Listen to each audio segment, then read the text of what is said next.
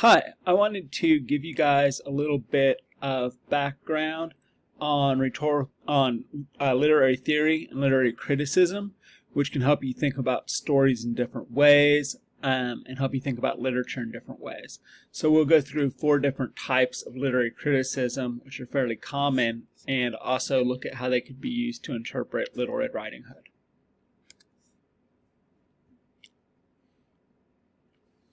Literary criticism is basically a series of practices used to analyze literature, break it down, figure out the different parts and how they work together to create meaning.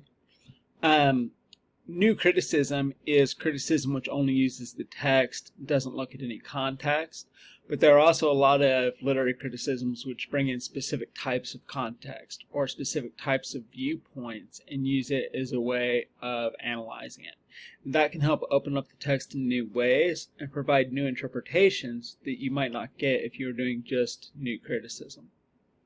4 of the most common critical lenses are Marxist, feminist, psychoanalytic, and deconstructionist, and those are the 4 we're going to be looking at today. First, we're going to look at Marxism. This guy on the screen is Karl Marx. He is considered to be the father of communism. Marxism is named for German philosopher Karl Marx, who wrote Das Kapital, which is a critique of capitalist economics. Basically, the book argues that money is power and that society cannot function properly when only a few people control the vast majority of money, because it means those people have all of the power, and that then the majority of people have no power. Marxism divides society into 2 different classes, the haves and the have-nots, the rich and the poor, or as he calls it, the bourgeoisie and the proletariat. And he argues that those 2 classes are always in conflict with each other.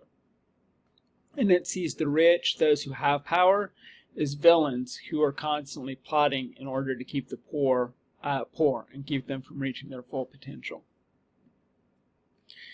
As a type of literary criticism, Marxism focuses on looking at who controls wealth and the means to get wealth in a story.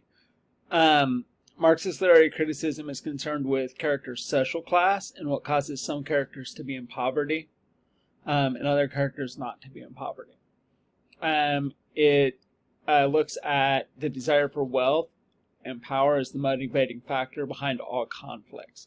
So whenever you have a conflict in a story, if you're using Marxist criticism, you'd think about who's trying to get power or who's trying to get money, which are typically the same thing in Marxist thought.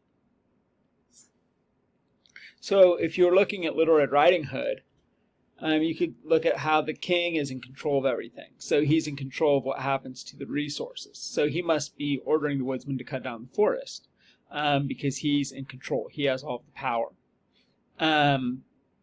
And especially in, we're looking at kind of the Grimm version of it here. The Grimms were librarians for the King of Prussia, for his personal library.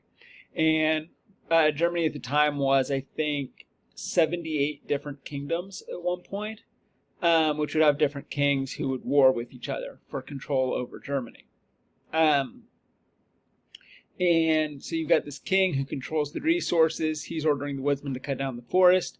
And that means that small woodland animals are being forced to move out. They're basically being evicted from their homes. He forces the wolf to become homeless. And then the wolf has no choice but to attack humans because they're the only food source left. He has no income. He has no potential for agency, no ability to get a job. Little Red Riding Hood is also poor. Her grandmother can't afford to see a doctor. That's why she needs wine and cake, because she doesn't have any medical insurance. So she wears the red hood all the time, not because she loves red, but because she's poor and doesn't have any other clothes. So the king is trying to create divisions among the poor and make the wolf and the little girl and the grandmother enemies of each other, because if they're fighting themselves, they can't unite against him. They won't revolt or have revolution. And meanwhile, the king is getting more powerful by having the lumber be harvested from the forest, and he's able to increase his wealth that way, either through taxation of the woodsman or by claiming the wood for himself and selling it. Feminism is another way of critiquing literature. Feminism is the belief that men and women are created equally, and they should be treated as equals. As a political movement, feminism seeks things like equal pay to men and to women for the same work, access to reproductive health care for all women, and the end of gender-based discrimination and harassment. As literary criticism, it looks at the representation of gender roles in literature and critiques stories that offer more power and opportunities to men.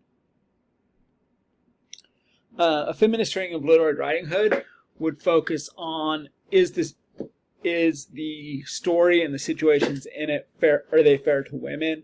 Do women have a fair chance in them? Some things it might look at, how the wolf kind of represents the basest and most vile masculine desires when unrestrained by societal mores, and how if masculinity is left unrestrained, it can seek to destroy femininity by violently degrading women and quite literally devouring them. So it would look at how the worst aspects of masculinity, when uncontrolled, could be dangerous to women. It might also look at how the woodcutter comes to Red's rescue. And the implication there is that women can't save themselves, that they always need a man to do it for them. And therefore women aren't seen as strong because they have a man saving them in the story. And the story ends, of course, by Little Red Riding Hood tricking the wolf into the trough of sausages where he drowns. And she's able to end his misogyny, and women are able to overcome and overpower the men. And we see her being smart and resourceful and not helpless. But unfortunately, it comes at the end after the woodsman has already come and saved her, and it seems kind of like too little too late. That would be a feminist critique of the story. Psychoanalysis is based on the psychological beliefs of Sigmund Freud, who is pictured here. Psychoanalysis is a field of psychology that splits the personality into three distinct parts. There's the id, the ego, and the superego. The id is kind of this big ball of desire. It's all of the strong cravings that people have. The id will do anything to fulfill them. It's driven by typically food, sex, and power, and it's greedy and ruthless. It wants it all, and it wants it now. The ego is basically the side of your personality that you show the world, and it balances out your id and your superego. And we'll get to superego in a second. The purpose of the ego is to try to fulfill the id's desires in ways that the superego will find acceptable. So it's kind of what navigates the world and what people see, whereas the id and the superego are both unconscious. They're both kind of warring in your mind. You might think of them as a little like devil and angel on your shoulders. And then the id is the face in between. The superego is also referred to as someone's conscience, and it tells you it tells you to do good. It's very obsessed with morality. It gives good advice, and it doesn't want you to do anything bad or hurt anyone's feelings.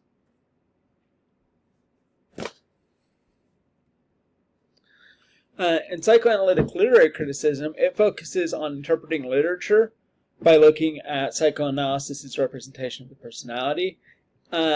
Much like psychoanalysts interpret dreams by looking for symbols within them that represent the id, ego, and the superego, a psychoanalyst critic would look for representations of those in literature. A psychoanalytic reading of Little Red Riding Hood, for instance, the wolf would represent the id. He obviously has this desire he either wants food because he wants to eat Little Red Riding Hood. If you're eating sexually, then he wants sex. Both of those are desires of the id. He doesn't care about Little Red Riding Hood. He doesn't care that she wants to live and that she wants to see her grandmother. He's just greedy and malicious. His desires are socially acceptable, and they must learn to be tamed by the superego. Red's mother would represent the superego. She gives advice to her to stay on track and not talk to strangers, and she tells her to take care of her grandmother, and she wants her to do good for others.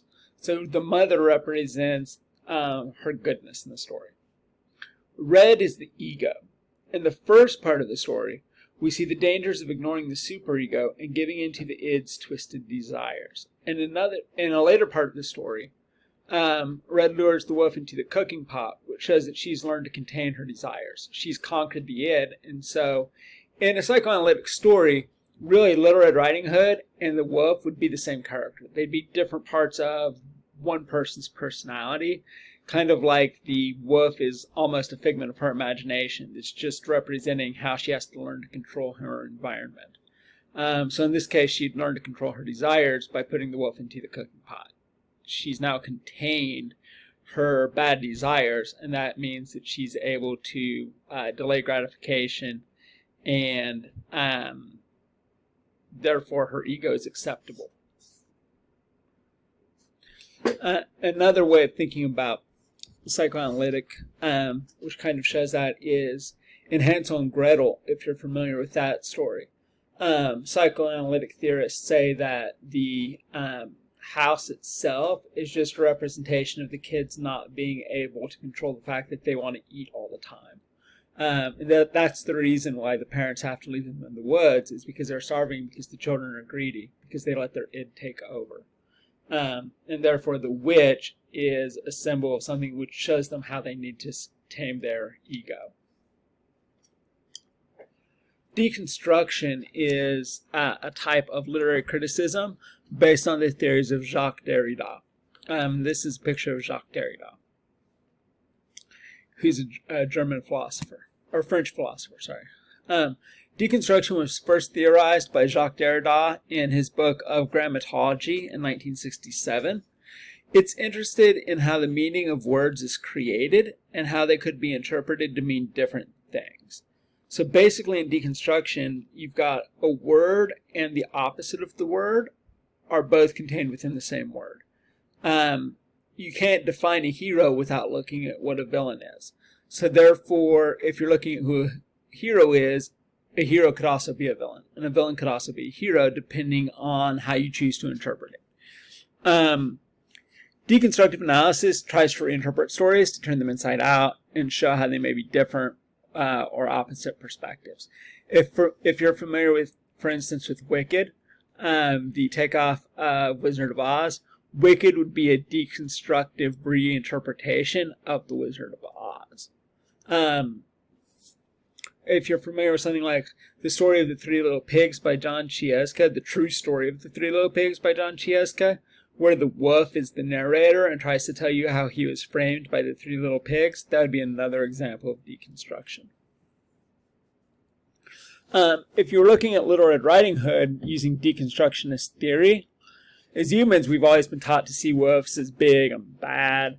But if you're another wolf, the big bad wolf, being big, he's probably the head of the wolf pack. And the head of the wolf pack is a hero to the rest of the wolves. He's responsible for feeding his family and the whole pack. And it may be sad to us because we know Little Red Riding Hood and the grandmother, and it makes us sad.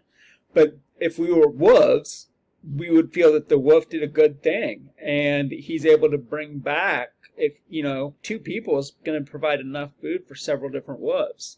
And because he's smart and cunning and resourceful, and he's able to get both wolves by tricking Little Red Riding Hood, and therefore that makes him a hero and a good guy. And if we were wolves, we'd see that people are just trying to cut down our forest and take things away from us, and they're really the villains, and therefore they deserve to be eaten. And that would be deconstruction, or a deconstructionist reading of Little Red Riding Hood.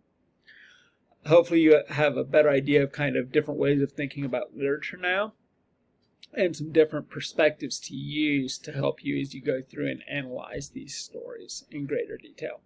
Thanks.